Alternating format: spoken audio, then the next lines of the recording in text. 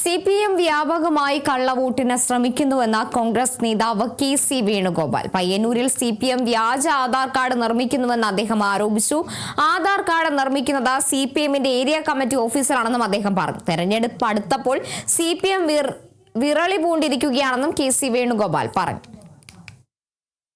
സ്ഥാനാർത്ഥികളുടെ പോസ്റ്ററുകൾ മുഴുവൻ നശിപ്പിക്കുകയാണ്, ബോർഡുകൾ മുഴുവൻ നശിപ്പിക്കുകയാണ്. അതിവിടെ മാത്രമല്ല, തൃക്കരിപ്പൂരിൽ സന്ദീപ് വാര്യരുടെയും അദ്ദേഹത്തെ തടഞ്ഞു. ഇന്നലെ അദ്ദേഹത്തിന്റെ പോസ്റ്ററുകളും ബോർഡുകളെല്ലാം തകർത്തു. ആ സാഹചര്യങ്ങളിൽ സ്ഥാനാർത്ഥികൾക്കെതിരെ ഭീഷണി.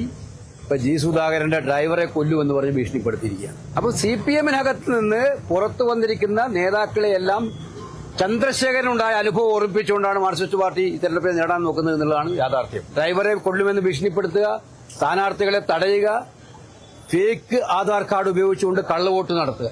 ഇതെന്തെല്ലാം തന്ത്രം നിങ്ങൾ ഉപയോഗിച്ചാലും ഈ തെരഞ്ഞെടുപ്പിൽ ജയിക്കാൻ പോകുന്നില്ല എന്നുള്ളത് സത്യമാണ്.